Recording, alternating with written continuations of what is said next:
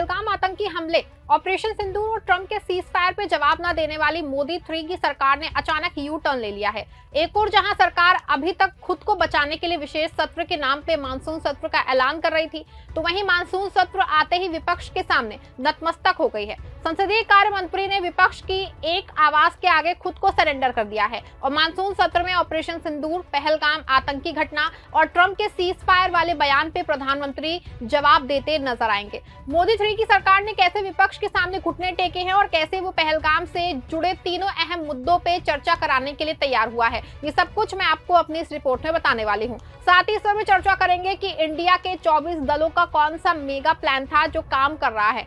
नमस्कार, आप देखना शुरू कर चुके हैं 4 PM और मैं हूं आपके साथ सिमरन। दोस्तों, आपको बता दें कि 21 जुलाई से शुरू हो रहा मानसून सत्र सिर्फ विधायी कामकाज के लिए नहीं है, बल्कि ये ऐसा सियासी रणक्षेत्र है जहां विपक्ष और सत्ता पक्ष के बीच तीखी जंग होने वाली है। सरकार की तरफ से 8 नए विधेयक पेश करने की तैयारी है, जिनमें आयकर विधेयक, कराधान कानून संशोधन और राष्ट्रीय खेल प्रशासन विधेयक जैसे बड़े बिल शामिल हैं। लेकिन वहीं विपक्ष की अपनी अलग तैयारियां हैं। इंडिया गठबंधन ने वर्चुअल मीटिंग करके अपने 8 बड़े मुद्दों पे सरकार को घेरने की रणनीति बनाई है। इसमें सबसे ऊपर पहलगाम आतंकी हमला, ऑपरेशन सिंदूर, ट्रंप के सीज फायर वाले बयान और बिहार में SIR यानी कि विशेष गहन मतदाता सूची पुनरीक्षण शामिल है। ये मुद्दे इतने गंभीर हैं कि सरकार को इसका जवाब देना ही होगा। आपको बता रहे कि हर साल संसद के किसी भी सत्र से पहले एक नियम है कि सरकार सर्वदलीय बैठक बुलाती है। इस बार भी मानसून सत्र पे सरकार की ओर से सर्वदलीय आज यानी कि रविवार को बुलाई गई थी। इसमें विपक्ष की पार्टियों के कई बड़े नेताओं ने भाग लिया, जिसमें कांग्रेस, TMC, समाजवादी पार्टी, आप सहित कई दलों के नेता शामिल थे। क्योंकि आपको बता दें कि सुबह ही इंडिया गठबंधन के 24 दलों ने मिलकर के मानसून सत्र के लिए अपनी रणनीति तैयार कर ली है। ऐसे में सर्वदलीय बैठक में सभी विपक्ष के नेताओं ने न सिर्फ पहलगाम आतंकी हमले, ऑपरेशन सिंदूर और अमेरिकी राष्ट्रपति ट्रंप के बार-बार सीज फायर वाले बयान पे सरकार और प्रधानमंत्री से जवाब की मांग की, बल्कि यहां तक कह दिया कि इस पे खास तरीके से चर्चा होनी चाहिए। आपको बता दें कि इस पे विपक्ष पहले 2 महीने से मांग कर रहा है, लेकिन हर बार मोदी सरकार इससे कन्नी काट जाती है। यहां तक कि तीनों मामलों पे विशेष सत्र न बुलाना पड़े, इसके लिए मोदी सरकार ने 47 डेज पहले ही मानसून सत्र का ऐलान कर दिया था।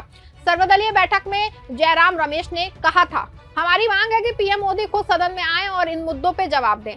संसद में गतिरोध की जिम्मेदारी सरकार की है, ना कि विपक्ष की। दोस्तों, आपको बता दूं कि जयराम रमेश के अलावा TMC, सपा और अन्य विपक्षी दलों ने भी इस मामले को जोर शोर से उठाया और आखिर में मोदी 3 की सरकार को बैकफुट पे लाना पड़ा है।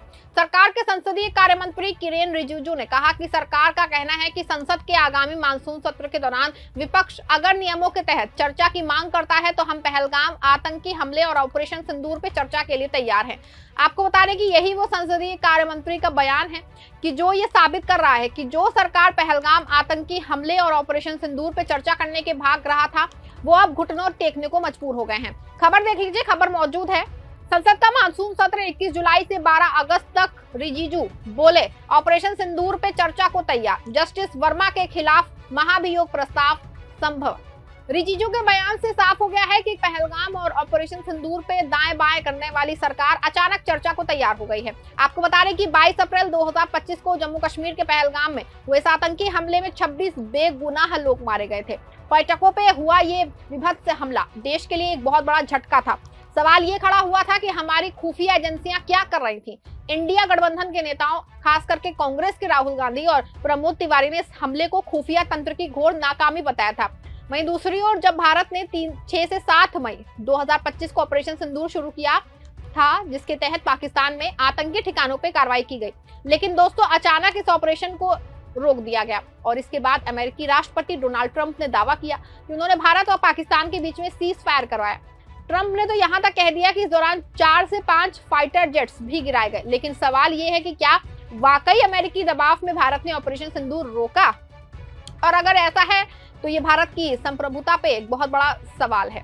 अब ये सवाल ना सिर्फ संसद में उठने वाले हैं, बल्कि इस पे ना सिर्फ सरकार बल्कि PM मोदी को भी सदन में जवाब देना होगा।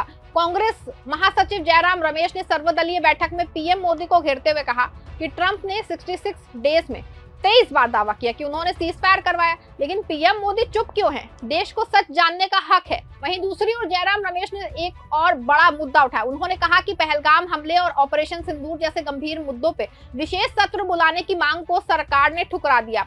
जयराम रमेश ने इसे देश के इतिहास में पहली बार इतनी जल्दी सत्र की घोषणा 47 डेज पहले होने की बात कह के सरकार की मंशा पे सवाल उठाए। उन्होंने चिंता जताई कि पीएम मोदी विशेष चर्चा से भाग सकते हैं, लेकिन विपक्ष की मांग है कि पीएम खुद सदन में जवाब दें। हालांकि इन सब बातों के बाद संसदीय कार्य मंत्री किरेन रिजिजू ने सदन में पहलगाम आतंकी घटना और ऑपरेशन सिंदूर पर चर्चा करने की बात कही है। माना जा रहा है कि विपक्ष के इस आक्रामक रुख का असर ये हुआ है कि सरकार को पहलगाम और ऑपरेशन सिंदूर पे चर्चा के लिए तैयार होना पड़ा।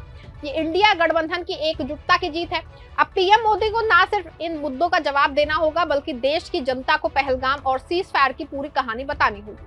आपको बता दूं कि ये नतीजा उस वर्चुअल बैठक का था, जिसमें 24 दलों के नेताओं ने एक साथ ऑनलाइन करके सरकार को घेरने का प्लान बनाया था। और सर्वदलीय बैठक में ही सरकार विपक्ष के आक्रामक रुख को देख के दंग रह गई, जहां इंडिया गठबंधन ने अपनी एकजुटता और राहुल गांधी की लीडरशिप में सरकार को बैकफुट पे ला दिया है।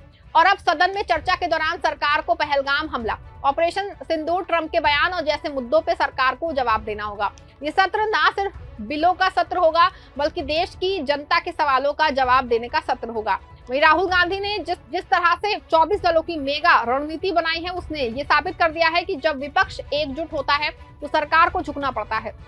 आपको बता दूं कि आज से शुरू हो गई मानसून सत्र में विपक्ष और सरकार के बीच में तीखी नोकझोंक और देखने को मिलेगी, लेकिन ये भी सत्य है कि ऑपरेशन सिंदूर और पहलगाम आतंकी हमले का सच सामने आएगा। आपको क्या लगता है कि क्या ये विपक्ष की बड़ी जीत नहीं है? अभी तक जो मोदी सरकार विशेष सत्र पे कन्नी काट रही थी, वो अचानक यू टर्न लेके क्यों जवाब देने की तैयारी में है? आपकी जो भी राय है कमेंट में जरूर लिखिएगा। धन्यवाद।